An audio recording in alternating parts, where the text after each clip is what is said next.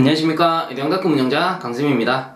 공전행동기계기능사 2016년 10월 1일 시행한 기출문제 36번부터 보도록 하겠습니다. 방폭 성능을 가진 전기기기의 구조 분류에 해당되지 않는 것은 해서 자, 방폭기기 6가지 특, 유, 앞, 안내본. 자, 제가 요렇게 6가지 암기하라고 했습니다. 그래서 요 녀석은 특수 방폭구조, 그럼 요거는 유입 방폭구조, 요거는 압력 방폭구조, 요 녀석은 안전증 방폭구조, 요 녀석은 내압 방폭구조, 요거는 본질 안전증 방폭구조라고 했었죠. 자, 그래서 36번에 해당되지 않는 것은 4번 자체 방폭구조라는 거는 없습니다. 자, 다음 37번 문제. 다음 중 나사이음에 사용되는 장비가 아닌 것은 해서 이 나사이음 같은 경우는 주로 강관에 사용을 하게 되겠죠. 자, 그래서 1번 파이프 바이스, 요거는 파이프를 잡아주는 장비. 그 다음 2번에 파이프 커터, 요거는 파이프를 절단하는 장비. 그 3번은 넘어가고 4번에 보시면 리드형 나사 절삭기 같은 경우는 강관에 나사를 내는 장비가 됩니다. 그래서 1번, 2번, 4번은 맞고요. 3번에 보시면 드레서라고 되어 있는데 요거는 연관 표면의 사나막을 제거하는 공구가 돼요. 자, 그러므로 37번에 나사이음 장비가 아닌 것은 3번 드레서입니다.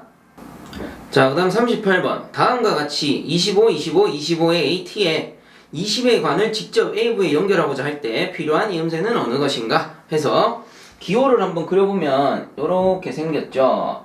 그래서 요 세 군데 모두 25A, 25A, 25A니까 이거는 뭡니까? 정티예요. 25A짜리 정티인데 여기 밑에 A부에다가 20A짜리 파이프를 연결하고 싶어요. 그럼 A부에 어떤 이음새를 쓰면 되느냐? 부싱을 사용하면 되죠. 부싱 요렇게 생겨가지고 한쪽은 순나사, 한쪽은 앞나사인데 요 순나사 쪽에 직경이 큰, 그러니까 여기 25AT를 결합하게 되고 그 다음 여기 앞나사 쪽에 직경이 작은 20A 강관을 결합하게 됩니다. 물론 나사를 내가지고 결합을 해야 되겠죠. 자, 그러므로 38번에 A부에 연결하고자 할 때 필요한 이음새는 3번 이경 부싱이 되겠죠. 자, 다음 39번 옴의 법칙에 대한 설명 중 옳은 것은 해서 옴의 법칙 공식으로 쓰면은 I는 R분의 V죠. 그래서 전류는 저항에 반비례하고 전류는 전압에 비례한다 라는 법칙이 옴의 법칙입니다. 그렇다면 39번에서 맞는 거는 1번밖에 없죠. 전류는 전압에 비례한다. 자, 그 다음에 40번 문제. 고유저항에 대한 설명 중 맞는 것은 이라고 되어 있네요. 자, 이 저항을 구하는 공식 중에 요 저항 R이죠. 저항을 구하는 공식 중에 요런 공식이 있습니다. 로 곱하기 A 분의 L 이라는 공식이 있어요. 여기에서 로우라는 게 고유저항, 그리고 A라는 게 단면적, 그리고 L이라는 게 길이에요. 자, 이거는 뭐냐면은 전기를 설명할 때 주로 보면은 우리 유체, 물과 배관을 예로 많이 듭니다. 자, 그러면 이렇게 한번 봅시다. 배관이 있어. 배관이 있는데 여기 안에 유체가 지나가. 유체 뭐야? 물이에요. 물이 지나가게 됩니다. 그렇다면 물은 고유저항은 일단 무시하고요. 물은 이 배관의 면적이 커질수록 저항이 적고 이 배관의 면적이 좁아질수록 당연히 저항이 커지겠죠. 그 말은 저항과 단면적은 반비례한다 이 말입니다. 이 면적이 작아질수록 저항은 커질 거 아니야. 마찰저항이 심해지니까. 그래서 저항을 줄이려면 단면적을 크게 하면 되는 거예요. 전기도 마찬가지. 전선, 이제 도체라고 하죠. 그 전선의 면적이 작을수록 저항이 심한 거고, 그리고 그 도체의 면적이 클수록 저항은 작아집니다. 그래서 고압 전류를 사용할 때는 그 단면적이 큰 전선, 엄청나게 스퀘어가 큰 전선을 많이 사용하게 되죠. 자, 그리고 길이는 어때요? 배관과 마찬가지. 배관이 길어지면 길어질수록 저항은 커지겠죠. 그리고 배관이 짧아지면 짧아질수록 저항은 작아집니다. 이 말은 저항과 길이는 비례하는 관계구나. 전기도 마찬가지. 전선이 길어질수록 저항은 커질 수밖에 없는 거죠. 자, 요런 거를 이제 표현을 한 공식인데 여기서 고유저항이라는 건 뭐냐면은 요런 겁니다. 요게 예를 들어 전선이라고 칩시다. 전선. 여기 전선 내부에 전류 I라는 게 흘러가요. 그런데 전속이라고 적어놨냐? 아이고 죄송해요. 전선도 종류가 있을 거 아닙니까? 은선도 있을 수 있고 구리도 있을 수 있고 뭐 그냥 일반 쇠선도 있을 수 있고. 그럼 여기에서 이 고유저항이 가장 적은 게 은입니다, 사실. 그래서 원래는 은으로 전선을 만들면 가장 좋아. 전기가 제일 많이 통해요. 제일 잘 통해. 근데 은은 비싸기 때문에 그나마 은보다 그 저항이 적은 구리선을 많이 사용하게 되죠. 근데 쇠선은 거의 사용 안 하죠. 쇠선은 왜 그래? 고유 저항이 너무 크거든. 그래서 이 각각의 종류에 따른 그 종류에 따른 고유 저항이 존재한단 말이에요. 그러므로 저항을 구할 때는 고유 저항에다가 단면적을 나누고 길이를 곱해줍니다. 이게 결국 저항이 되는 거야. 자, 그럼 이건 무슨 말이에요? 저항은 고유 저항에 비례하는 거고, 그리고 저항은 길이에 비례하는 거고, 그리고 저항은 단면적에 반비례한다. 이렇게 볼 수가 있는 거죠. 자, 그럼 문제로 돌아갑니다. 40번. 고유 저항에 대한 설명으로 맞는 것은 해가지고 요거는 답은 1번밖에 없죠. 보세요. 저항 R은 길이 L에 비례하고, 그리고 단면적에 반비례한다. 자, 그래서 40분의 답은 1번이 됩니다. 자, 다음 41번. 재상 방법이 아닌 것은 1번 압축기 정지 재상 맞죠? 압축기 그냥 정지해가지고 자연스럽게 얼음을 녹이는 방법. 그 다음 2번에 핫가스 분무 재상. 요것도 맞습니다. 고압축 그 핫가스를 뜨거운 고온과합의 기체 토출가스죠. 토출가스를 증발기 쪽으로 보내서 재상하는 방식. 요거를 핫가스 분무 재상이라고 하는 거고. 그 다음 3번에 살수식 재상. 얼음이 얼어있는 표면에다가 물을 뿌리는 거죠. 그래서 뭐 약간 온도를 높여서 온수를 뿌릴 수도 있고 차가운 물을 뿌릴 수도 있는데 주로 보면 온수를 뿌리는 거를 살수식 재상 이렇게 많이 얘기합니다. 자, 그리고 4번에 보시면 증발압력 조정 재상이라고 되어 있는데 이런 거는 없었어요. 우리가 이론 공부하셨다면 아실 겁니다. 자, 그래서 41번에 재상 방법이 아닌 것은 4번. 자, 그 다음에 42번 다음 냉매에 대한 설명 중 옳은 것은 1번 증발온도에서의 압력은 대기압보다 약간 낮은 것이 유리하다라고 되어 있는데 증발온도에서의 압력은 대기압보다 높아야 됩니다. 그래야지 쉽게 증발해요. 자, 그 다음에 2번에 비열비가 큰 것일수록 유리하다 돼 있는데 통상적으로 비열비는 작을수록 좋죠. 비열비가 높아버리면 토출가스 온도가 올라가고 그로 인해서 압축비가 올라가고 윤활유는 탄화열화되고 그리고 냉동장치에 악영향이 이어지니까 그래서 비열비는 작은 것이 좋고요. 그 다음 3번에 인계온도가 낮을수록 유리하다라고 돼 있는데 인계온도가 높아야지 그 냉매 특성상 냉동장치의 용량이 커지는 거죠. 활용 범위가 넓어지는 거지. 자, 그래서 1, 2, 3번은 다 틀렸네요. 그럼 맞는 거 4번밖에 없죠. 응고 온도가 낮을수록 유리하다. 그래야지 더 저온으로 만들 수가 있잖아요. 자, 그러므로 42번의 답은 4번. 자, 그 다음 43번. 2단 압축 냉동 사이클에서 중간 냉각을 행하는 목적이 아닌 것은 이라고 했습니다. 이전에도 한번 나왔던 문제인데 한번 더 보도록 할게요. 1번. 고단 압축기가 과열되는 것을 방지한다. 그렇죠. 저단 압축기 토출가스의 과열도를 이렇게 제거하잖아요. 그러면 당연히 고단층으로 흡입되는 가스의 과열도도 떨어지니까 고단 압축기가 과열되는 것을 방지한다. 맞습니다. 그 다음 2번에 고압 냉매액을 과냉각시켜 냉동 효과를 증대시킨다. 그렇죠. 고압 냉매액을 여기서 과냉각시키는 거죠. 과냉각시켜가지고 이만큼의 냉동 효과를 증가시키는 겁니다. 그래서 2번도 맞고 그 다음 3번에 고압측 압축기의 흡입가스 중 액을 분리시킨다. 맞죠? 여기 중간 냉각기가 있으면 예를 들어서 저단층 압축기에서 이렇게 섞여 나온 기체 중에 액이 존재한다. 그러면 액을 하부에서 고이게 해가지고 이렇게 팽창 밸브 쪽으로 보내고 기체만 고단층 압축기로 보내게 됩니다. 자, 그러므로 3번도 맞습니다. 그럼 틀린 거 4번이겠네. 저단층 압축기의 토출가스를 과열시키는 게 아니고 앞에서 말씀드렸죠. 과열을 제거시켜 최적 효율을 증대시킨다. 자, 그러므로 43번에 틀린 것은 4번. 자, 그 다음 44번 문제. 정해진 순서에 따라 작동하는 제어를 무엇이라고 하는가? 정해진 순서에 따라 작동한다. 시퀀스 제어였죠. 그래서 44번의 답은 4번. 요런 건 뭐 주는 문제였습니다. 자, 그 다음 45번. 냉동 사이클에서의 냉매 상태 변화가 옳게 설명된 것은 해서 요거 뭐 간단하게 몰래를 선도 한번 그려봅시다. 요렇게 해가지고 pH선도 이런 식으로 그리면 되겠죠. 그래서 여기서 압축, 응축, 팽창, 증발이 될 거고요. 순환은 이렇게 식의 역방향으로 순환을 하게 됩니다. 자, 이때 상태 변화를 옳게 설명한 것은 1번 압축 과정, 압력 상승, 비체적 감소 해서 압축 과정 봅시다. 압축, 여기서부터 여기까지 압축이 되는 상태죠. 그러면 압력은 어떻게 됩니까? 자, 이렇게 압력선을 표시할 수 있으니 압력은 증가했네. 맞습니다. 그 다음 비체적 선이라는 게 뭐냐면은 여기 습증기 구역이랑 과열증기 사이에 이렇게 존재하는 선이 하나 있었어요. 그래서 요거를 비체적이라고 했는데 이 비체적 선 같은 경우는 위쪽으로 갈수록 감소한다라고 했죠. 그러면 맞는 거는 1번이겠네요. 압력 상승, 비체적 감소. 그리고 압축 구간 같은 경우는 상식적으로 이렇게 생각할 수 있어요. 압력이 아니고 압축을 했기 때문에 압력은 올라가는 거고 요거는 이제 상식이 될 겁니다. 그 다음에 비체적 같은 경우는 기체를 확 눌러버렸으니까 그 체적 자체가 어떻게 돼요? 줄어들 수밖에 없죠. 그러므로 압력은 상승하고 비체적은 감소하게 되는 겁니다. 자, 그래서 1번은 맞는 겁니다. 그럼 나머지 2, 3, 4번은 왜 틀렸느냐?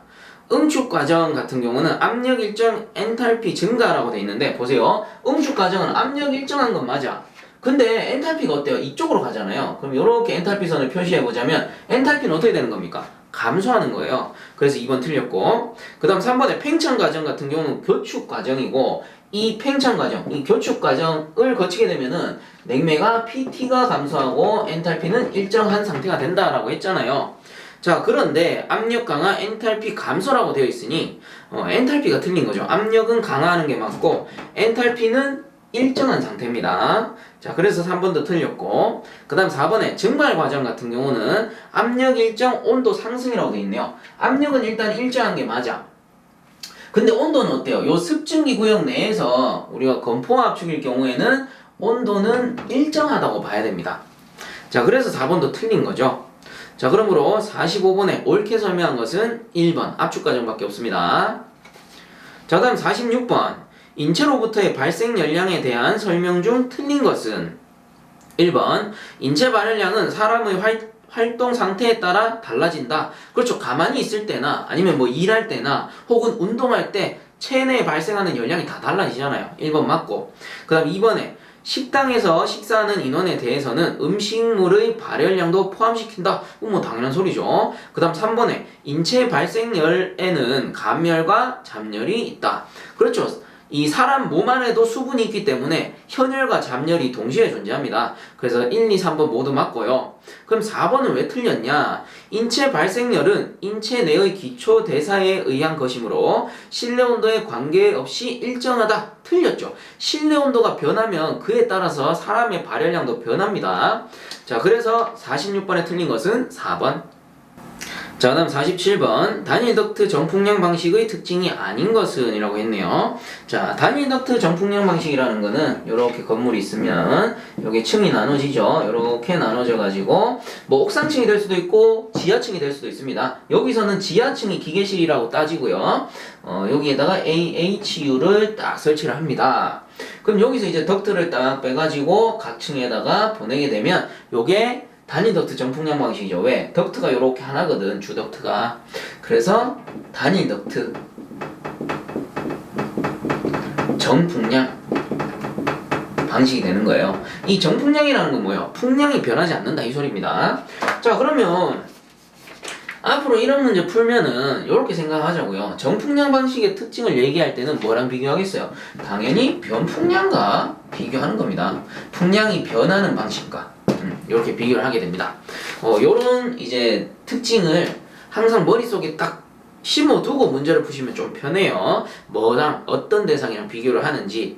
자, 그래서 47번 보게 되면 단일 덕트 정풍량 방식의 특징이 아닌 것은 1번 공조기가 기계실에 있으므로 운전 보수가 용이하고 진동 소음의 전달 염려가 적다. 맞죠? 기계실에 딱 설치돼서 덕트만 보내주게 됩니다.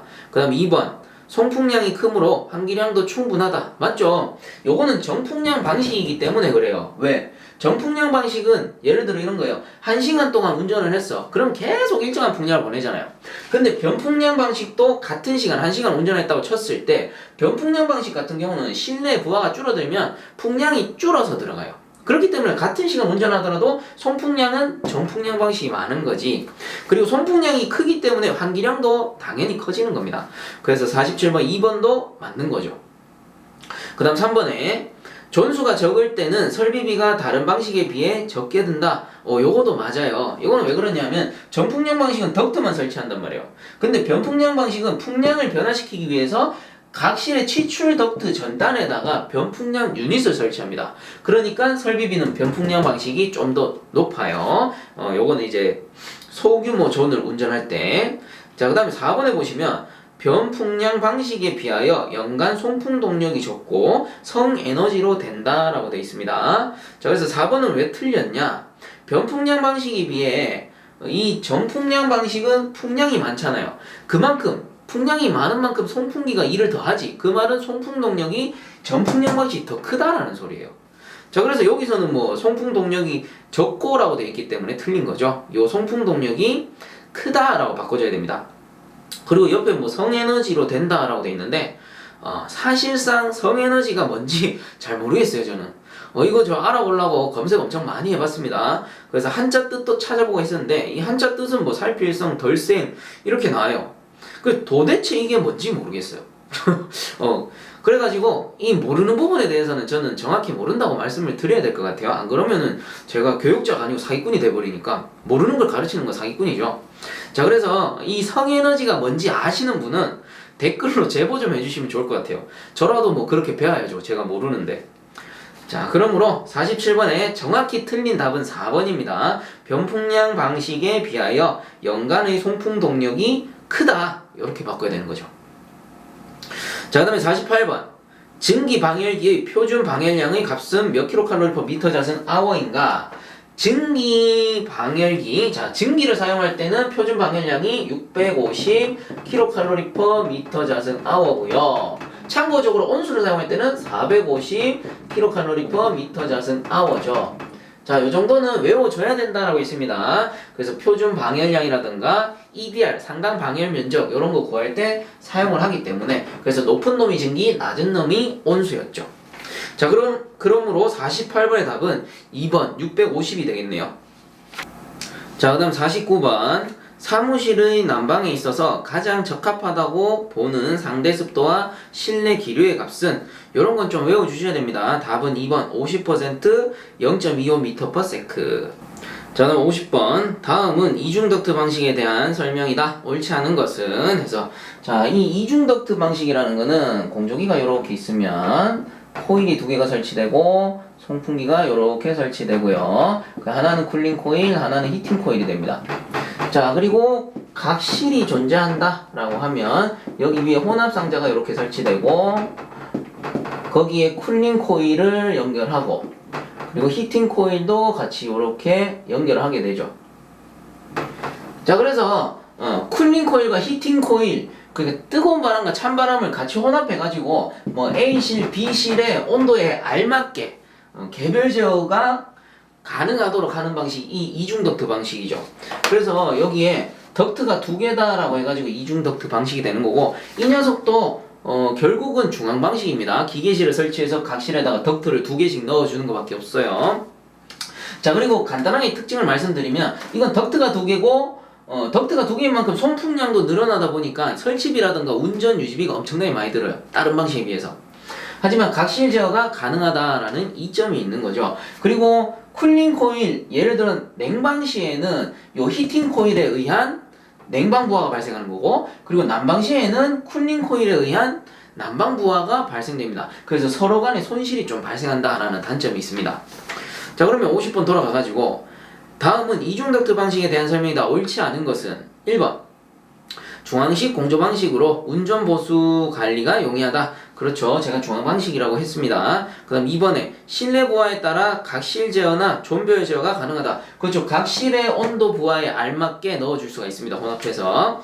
그 다음 3번에 열매가 공기이므로 실온의 응답이 아주 빠르다. 맞죠? 그럼 4번에 단일 덕트 방식에 비해 에너지 소비량이 어때요? 덕트가 하나일 때보다 두 개니까 더 커져야 되지. 그래서 틀린 것은 4번이죠. 단일 덕트 방식에 비해 에너지 소비량은 크다. 그러므로 50번의 답은 4번. 그 다음 51번 덕트 내 통과 풍량의 조절 또는 폐쇄에 쓰이는 기구는 답은 1번 댐퍼죠. 자, 다음 52번 액순환식 증발기와 액펌프 사이에 반드시 부착해야 하는 것은 요거는 역지 밸브입니다. 답은 3번 다른 말로 체크 밸브라고도 하죠. 자, 다음 53번 연도나 굴뚝으로 배출되는 배기가스에 선회력을 부여함으로써 원심력에 의해 연소가스 중에 있던 입자를 제거하는 집진기는 자, 요거를 사이클론식 집진기라고 하는데 생긴 거는 요렇게 생겼어요.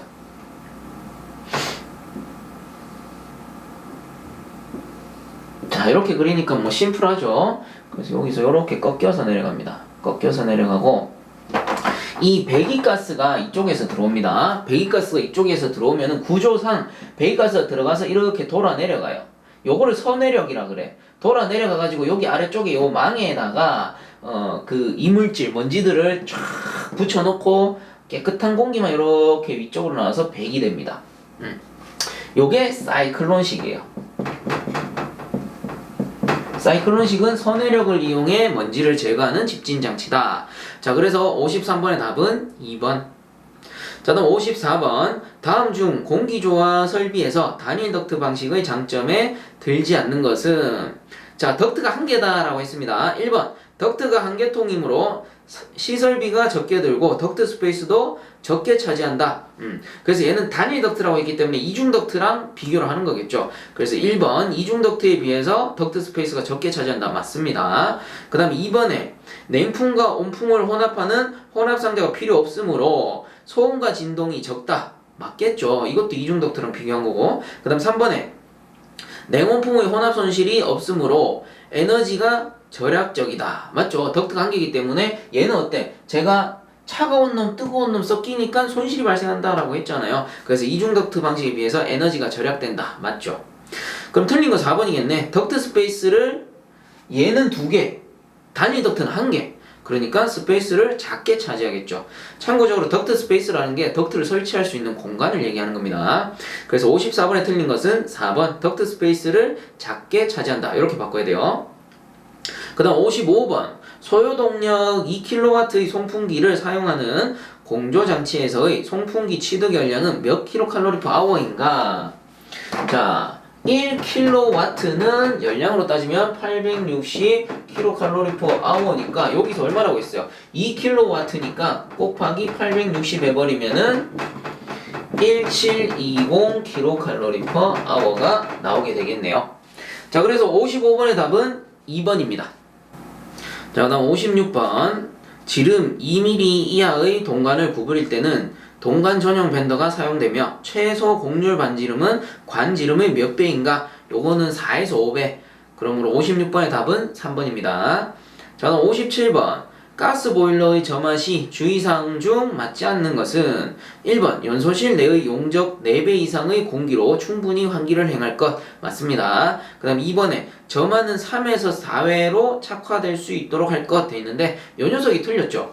점화를 뭐 불을 붙였다가 껐다가 붙였다가 껐다가 3번 4번 할 필요 없잖아요. 점화는 어떻게 해야 돼? 한 번에 탁 붙어야지. 그래서 틀린 것은 2번. 3, 4번은 맞으니까 한 번씩들 읽어보세요. 자, 그 다음에 58번 다음 난방 설비에 관한 설명 중 옳지 않은 것은 1번 증기 난방의 방열기는 주로 열의 복사 작용을 이용하는 것이다. 요게 틀렸겠죠. 방열기 같은 경우는 주로 대류작용을 이용합니다. 그래서 이 대류작용을 좋게 하기 위해서 부하가 큰 곳, 예를 들면은 창문 아래쪽에다가 라디에이터,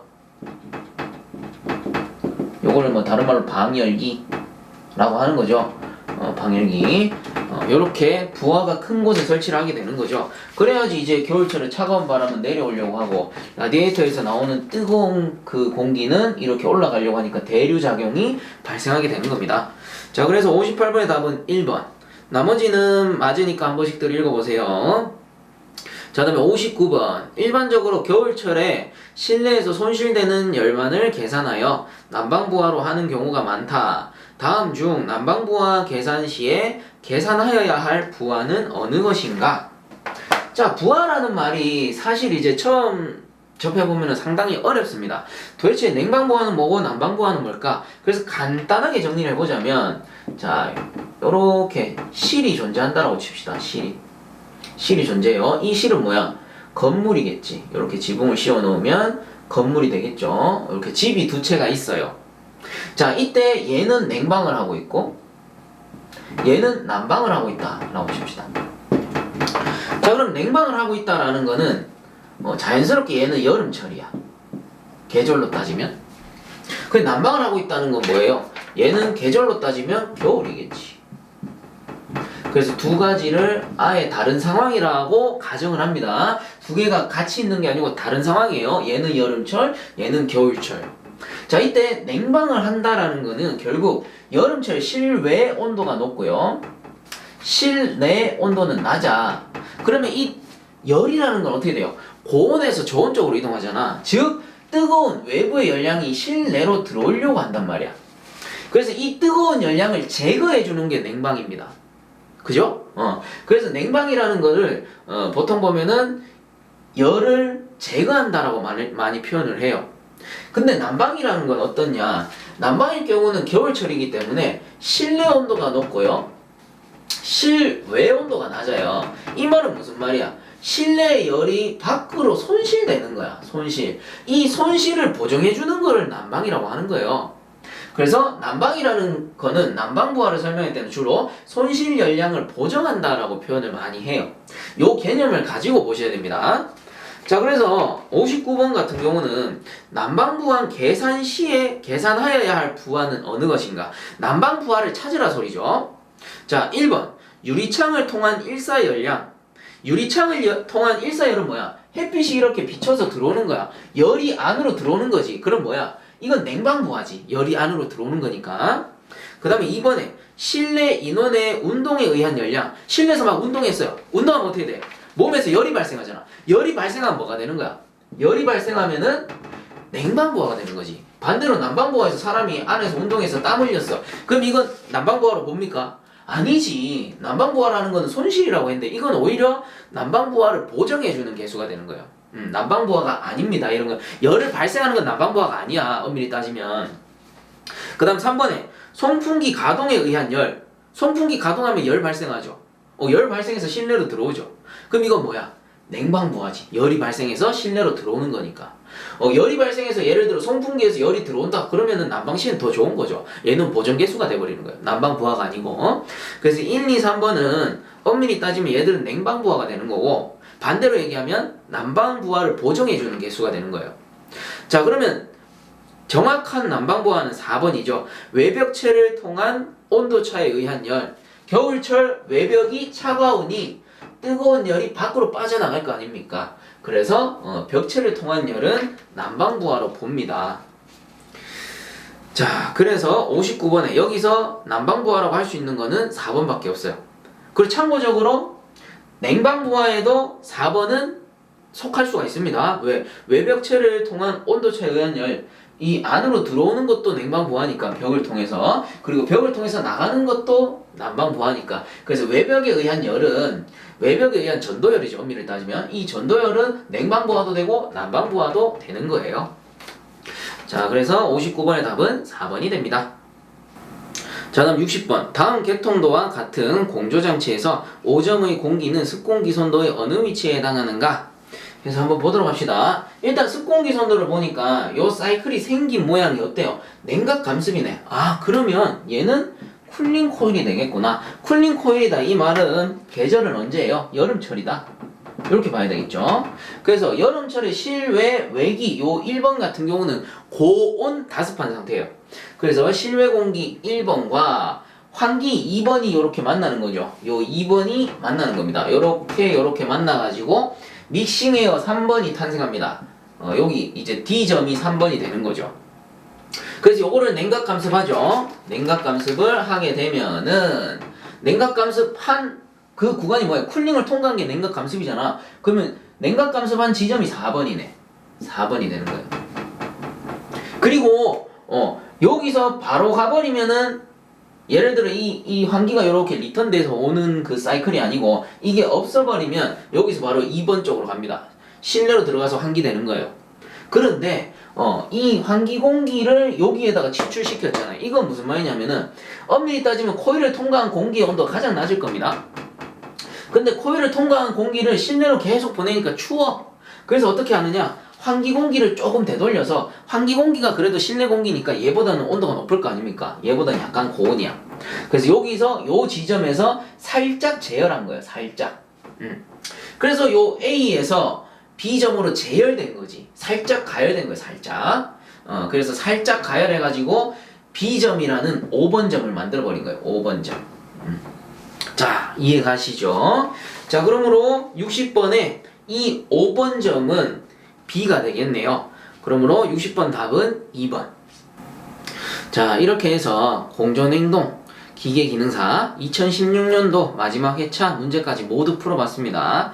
사실상 이 2016년도 마지막 회차 문제 같은 경우는 CBT로 출제가 됐었죠. 그래서 공개 문제가 없어요.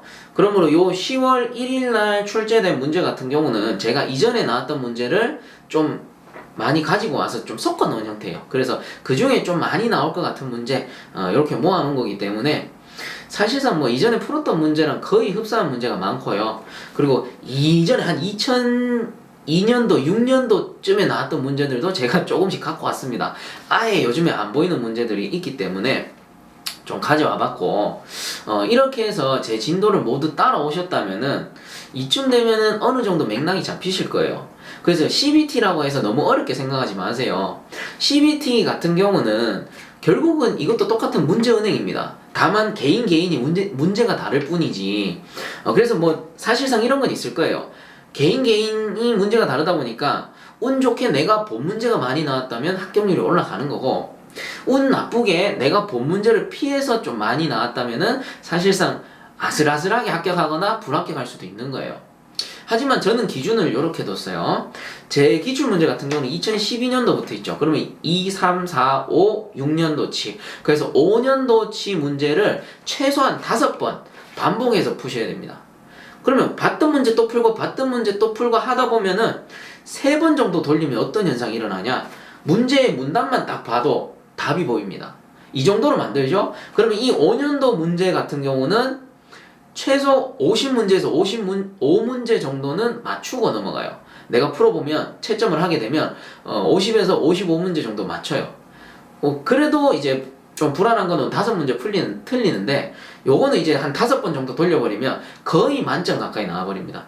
요렇게 만들어버리면 시험장 가서도 요런 현상이 비슷하게 나와요. 대신에 시험장에서도 추가된 문제들이 있기 때문에 합격률은 엄밀히 따지면 한 70% 정도 된다고 봅니다. 그래서 너무 걱정들 하지 마시고 제 이론 강의 꾸준하게 처음부터 들으시고, 그 기출문제도 제가 풀어드린 거 다 보시면서 개인적으로 풀어보시면 충분히 합격하니까 꾸준하게 포기하지 마시고 공부하시고요. 정 불안하시면 요즘에 인터넷 좋잖아요. 조금만 검색하면은 이전에 12년도 이전에 나왔던 문제들 모두 있습니다. 찾으셔서 많이 풀어보시는 사람이 합격률 최고입니다. 많이 풀면 장땡이에요. 자, 그렇게 해서 모두들 열심히 하셔가지고 좋은 결과 꼭 합격하시기 바라겠습니다. 자, 그동안 고생 많이 하셨고요. 저는 여기서 이만 물러가도록 하겠습니다. 여태까지 공존행동 기계기능사 강의 꾸준히 봐주셔서 감사드립니다. 수고들 하셨습니다.